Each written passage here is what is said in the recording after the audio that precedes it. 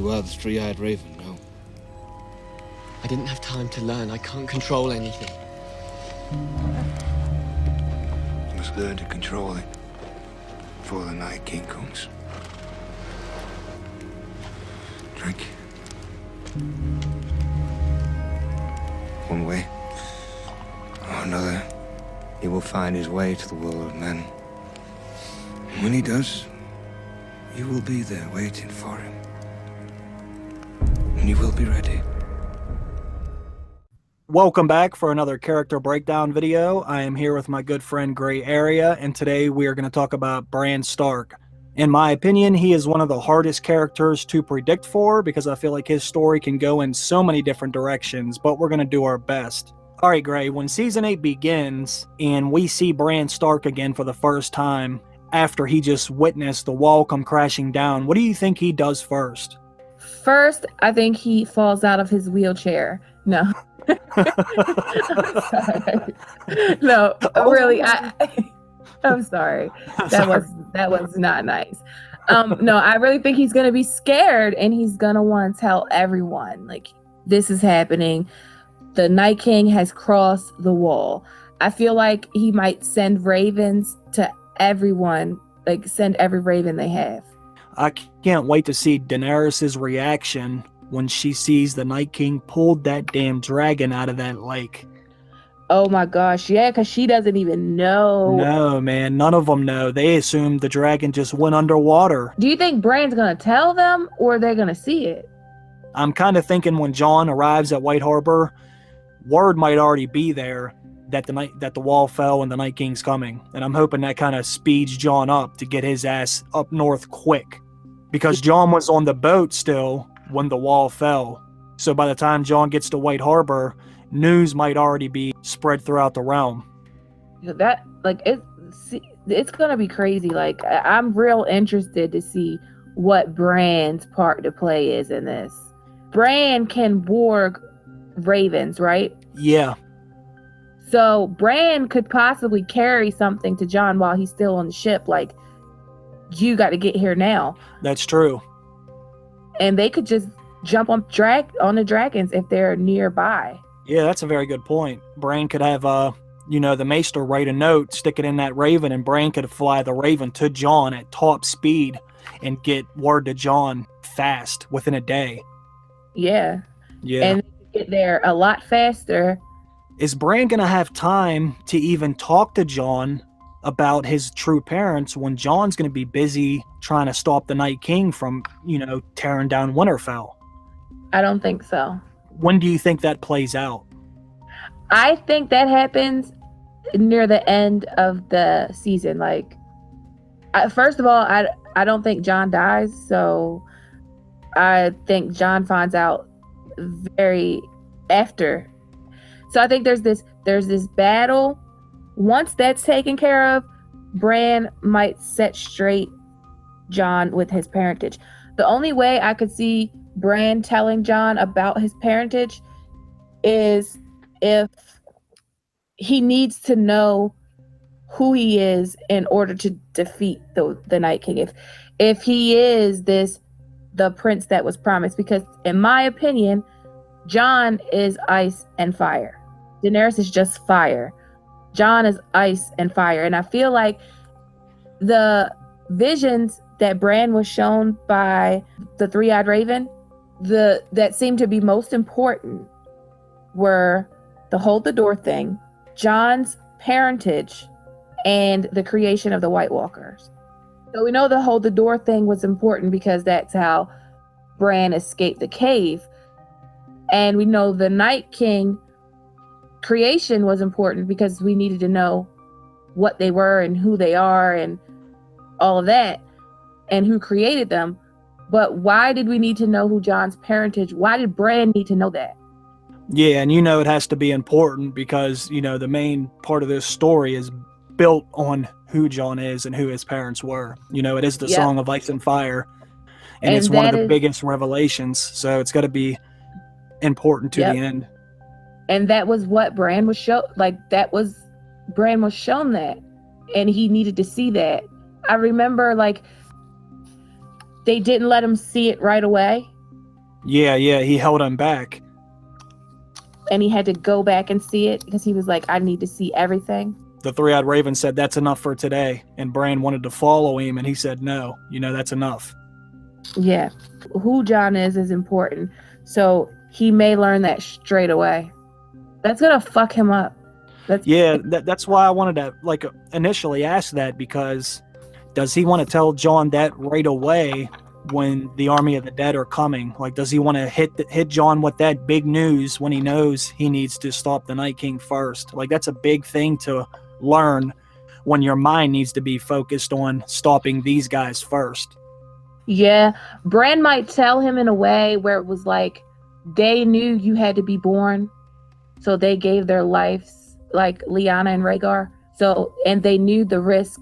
And Ned Stark, your father, because that's still his dad. Like, I don't think anybody can take that away from Jon. Yeah, he raised him to be the man he is. So Ned knew what you were.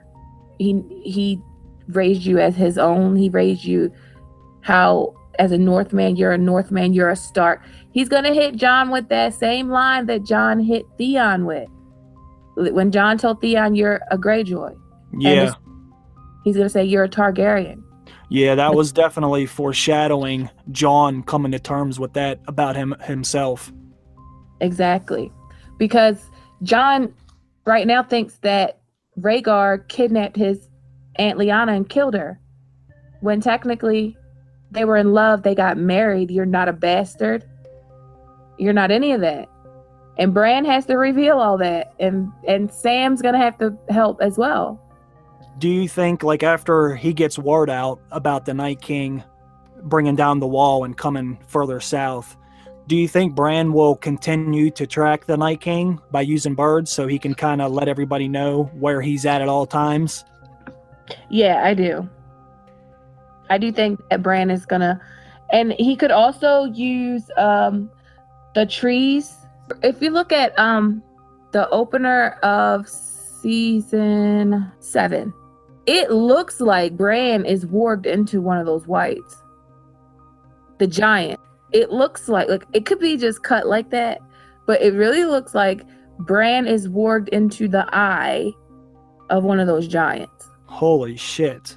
Did you see that? Did you look at that? I never considered that, but now that you say that, the camera does go right into the giant's eye, then it shows Bran coming out of that vision. And we don't see any ravens around. Wow. I don't think we see any ravens around. I never considered that, but now that you say that, that would be crazy.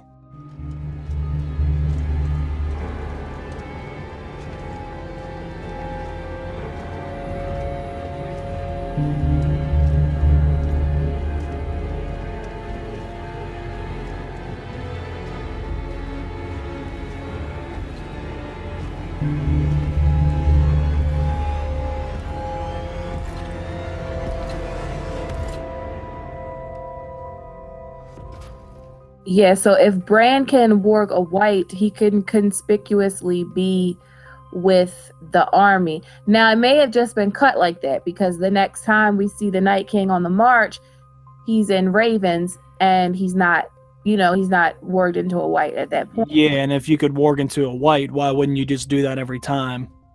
Definitely. But that would be really cool, though. Yeah, it would be really cool. And Bran is related to a lot of abominations. He wargs into humans, even though that's an abomination. He eats humans, even though that's an abomination.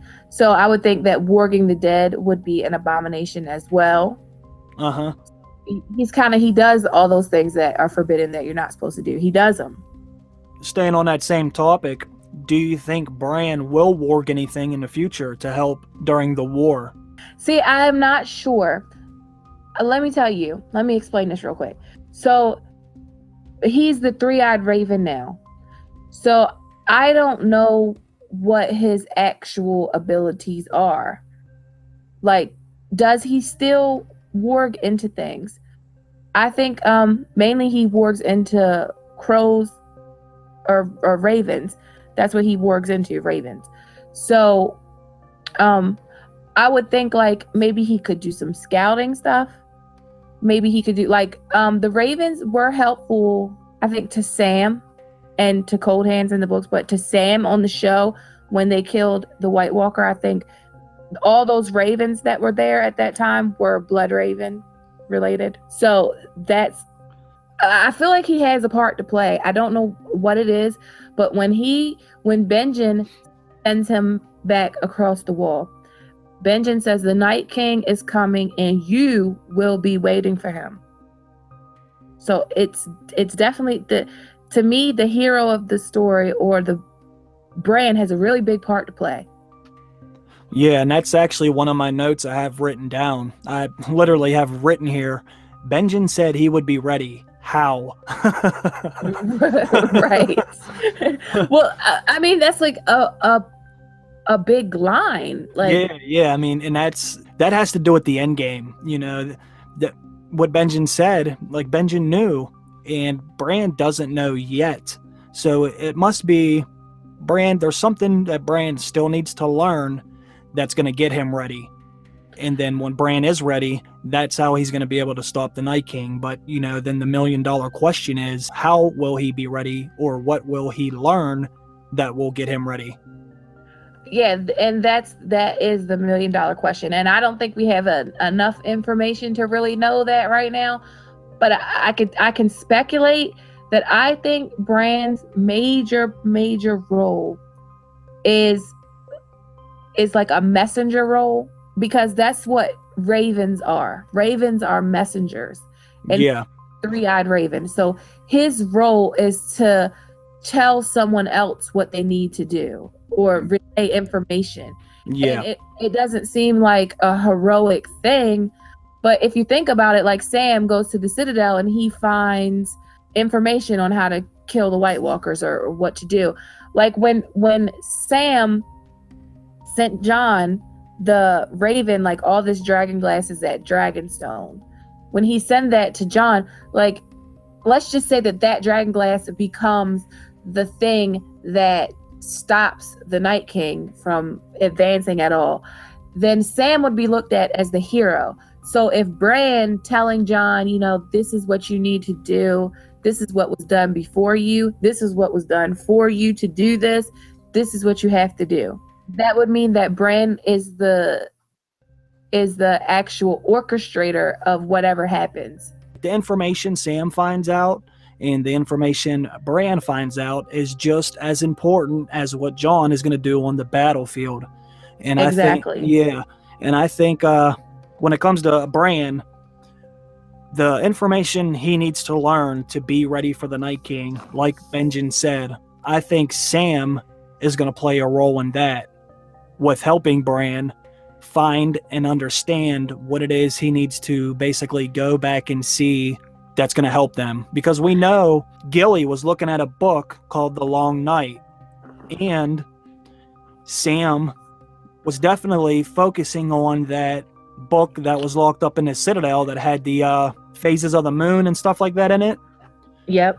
Basically, like we seen with Sam and Bran finding out about Jon's parents, I think those two are going to work together and find out that big information with how to stop the others, or at least better understand them, or find out what they want, something big that has to do with them. And I actually saw a headline today. Somebody was interviewing John Bradley, who is the guy that plays Sam. He basically hinted that those two are going to keep working together in season 8. What do you think about that, Gray? Like, do you think those two will continue to work together and they're going to find something for Jon? I agree with that 100%. I don't remember who said it. I wish I remember who said it so I could give some more information on this, but I don't know if I was listening to a podcast or something, but I think it was someone close to the show or something like that. I can't remember the exact details, but they were saying that Bran, his abilities are like a Google search. Like, he has to be fed information in order for him to learn. Like, okay, so like Sam did. He said, well, it said that Rhaegar and Lyanna were married in a secret ceremony in Dorne. So he was able to go right to that location. So if Sam has a book that says, well, it says there was a long night at this date and this is when they were defeated. Uh-huh. Go back to that specific time. And like he's being fed a question like Google. Bran can access anything in the past. He just needs to know where to look. And Sam's going to be that guy to find that thing in either the Long Night book Gilly was looking at, or something he took from the Citadel, and that's how Bran's going to know exactly where to look. I agree 100%. So, basically, staying on that same thing, what do you think he could possibly go back and see that would help them today?